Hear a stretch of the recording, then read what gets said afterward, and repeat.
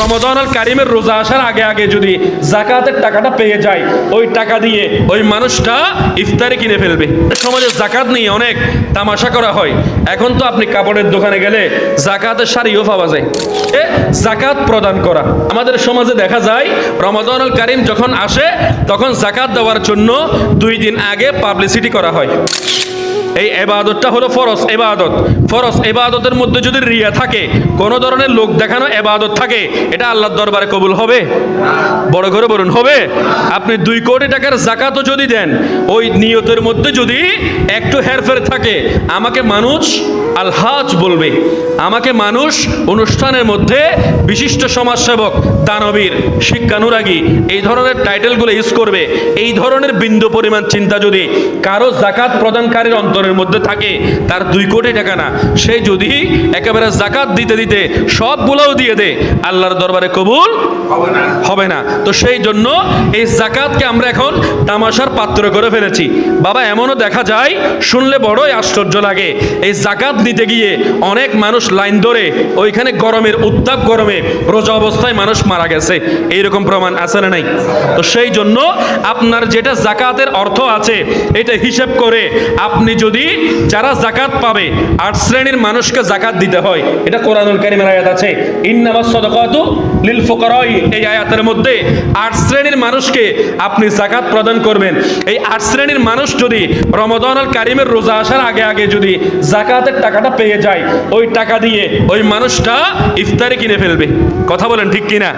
আর আপনি যদি ঈদের আগে আগে যদি আপনি টাকাটা দেন, তাহলে সেই রোজা রাখার জন্য, রোজার ইফতারি করার জন্য, সাহারি খাওয়ার জন্য সে টাকাটা তখন পাইলে আগের রোজাগুলো কিভাবে রাখবে? যদিও বা রিজিক আল্লাহ ব্যবস্থা করে দিবে। কথা বলেন ঠিক কিনা? তাহলে আপনারা যাকাতের অর্থগুলো যদি আপনি, আমাদের দেশে একটা ব্যবস্থা আছে, আমরা রমাদানুল কারীম আসলে যাকাত দেই না, এই বিষয়টা একটু চেঞ্জ করতে হবে। কেন? এটা আমার ব্যক্তিগত গবেষণা থেকে আমি আপনাদেরকে শেয়ার করতেছি। আপনি যদি যাকাতের অর্থটা রমাদানুল কারীমের আগে দেন, তাহলে যারা যাকাত পাবে তারা রোজা রাখার জন্য এবং সাহারি খাওয়ার জন্য, ইফতারি গ্রহণ করার জন্য যেই ধরনের জিনিসগুলো কিনা দরকার, এগুলো আগে আগে কিনতে পারবে। কথা বলেন ঠিক কিনা? আমার সমাজে যাকাত নিয়ে অনেক তামাশা করা হয়। এখন তো আপনি কাপড়ের দোকানে গেলে যাকাতের শাড়িও পাওয়া যায়। কিন্তু আল্লাহর নবী বলেছেন, আপনি নিজের জন্য যেটা পছন্দ করবেন, আরেকজনের জন্য সেটা পছন্দ করুন। সুবহানাল্লাহ। এখন আপনি কিনতেছেন ইল্লিন ব্র্যান্ডের কাপড়, আপনি কিনতেছেন এফএক্স বাটা শোরুম থেকে জুতা, আর যাকাতের আপনি শাড়িগুলা ওইখান থেকে গিয়ে, যাকাতের শাড়ি আছে, দোকানদারও বলবে হ্যাঁ ভাই যাকাতের শাড়ি আছে, 2000 টাকা দিয়ে আপনি 2-3টে শাড়ি কিনে অনেকজনকে দিয়ে আপনি বিশিষ্ট যাকাত প্রদানকারী। অন্ততপক্ষে আপনার সবাইকে যাকাত দেওয়ার সামর্থ্য আপনার লাগতেছে না।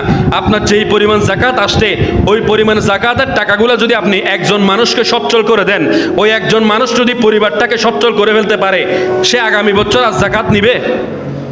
কথা বলুন, নিবে না। কিন্তু আমি আপনার যদি 1 লক্ষ টাকা যাকাত আসে, এই 1 লক্ষ টাকা আমি আপনি 40 জন 50 জন মানুষের মাঝে কি করি? বন্টন করি। আপনার 1 লক্ষ টাকা যদি যাকাত আসে, ওই 1 লক্ষ টাকা দিয়ে একটা পরিবারের কর্তাকে আপনি একটা অটোরিকশা কিনে দেন, অথবা আপনি কোনো একটা ব্যবসার মধ্যে আপনি হেল্প করেন। যেই মানুষটা যাকাত কিনবে, যাকাত পাবে, ওই মানুষটাকে যদি আপনি হেল্প করেন, তাহলে ওই মানুষটা আগামীতে যাকাত দেওয়ার জন্য সে নিজেই প্রস্তুত হয়ে যাবে। কথা বলেন ঠিক কিনা? এইভাবে সমাজটা আগায় যাবে, আমাদের অর্থনীতিটা আরো বেড়ে যাবে। কথা বলেন ঠিক কিনা? তাহলে এই যাকাতের অর্থগুলা, যাকাতের শাড়ি না কিনে, যাকাতের লুঙ্গি না কিনে, আপনি ভালোটা কিনে অন্তত 1 জন মানুষকে দেন, 2 জন মানুষকে দেন। এটা আপনার আমার জন্য সবচাইতে বড় ইবাদত হবে।